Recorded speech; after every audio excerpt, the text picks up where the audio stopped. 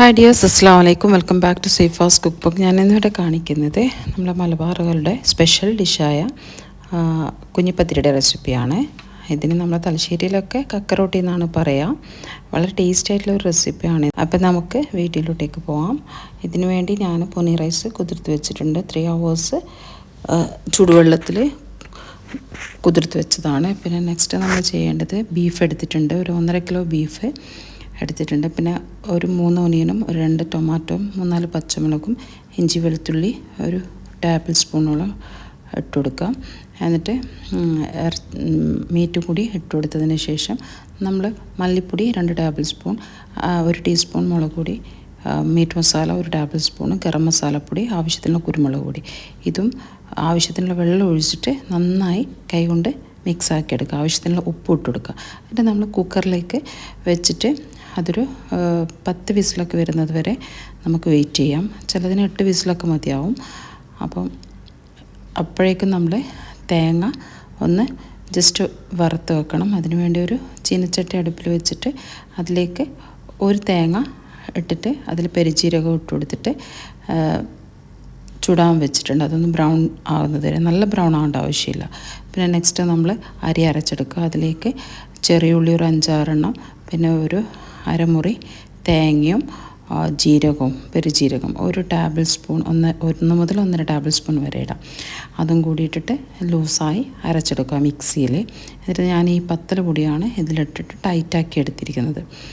എന്നിട്ടിതാ ഈ ഒരു രീതിക്കാണ് നമ്മൾ കുഞ്ഞിപ്പത്തിരി റെഡിയാക്കേണ്ടത്. അത് കയ്യിൽ എണ്ണ പുരട്ടിയിട്ട് ഇങ്ങനെ ചെയ്ത് കൊടുത്താൽ മതി. എന്നിട്ട് ഞാനിതാ സ്റ്റീമറിൽ വെച്ചിട്ടുണ്ട്. അപ്പോൾ ഇതൊരു 25 മിനിറ്റ്സൊക്കെ സ്റ്റീം ചെയ്യണം. അപ്പോൾ അപ്പോഴേക്കും നമ്മളെ കറിയൊക്കെ റെഡിയായി വന്നിട്ടുണ്ട്. ഇതൊന്ന് ചൂടാറാൻ വെക്കണം. ചൂടാറി കഴിഞ്ഞ് കഴിഞ്ഞാൽ എല്ലാം ഒന്ന് കുറച്ച് വെള്ളം ഒന്ന് അതിലേക്ക് സ്പ്രെഡ് ചെയ്ത് കൊടുത്തിട്ട് എല്ലാം ഒന്ന് ഇതുപോലെ കൈകൊണ്ട് ഇളക്കിയെടുക്കണം. അല്ലെങ്കിൽ എല്ലാം മിക്സായിട്ടാണ് ഉണ്ടാവാൻ. അപ്പോൾ ഇങ്ങനെ ചെയ്തതിന് ശേഷമാണ് നമ്മൾ കക്കറോട്ടി മിക്സ് ചെയ്യേണ്ടത്, അല്ലെങ്കിൽ എല്ലാം കട്ട പിടിച്ചിട്ടുണ്ടാവും. അപ്പോൾ നെക്സ്റ്റ് നമ്മൾ ചെയ്യേണ്ടത് ഒരു വലിയൊരു പാൻ എടുത്തിട്ട് അതിലേക്ക് ഗീ ഒഴിച്ച് കൊടുത്തിട്ടുണ്ട്. പിന്നെ അതിലേക്ക് കുറച്ച് ഒരു 1/4 ടീസ്പൂൺ ഗരം മസാലയും 1/4 ടീസ്പൂണ് കുരുമുളക് പൊടിയും ഇട്ട് കൊടുക്കുക.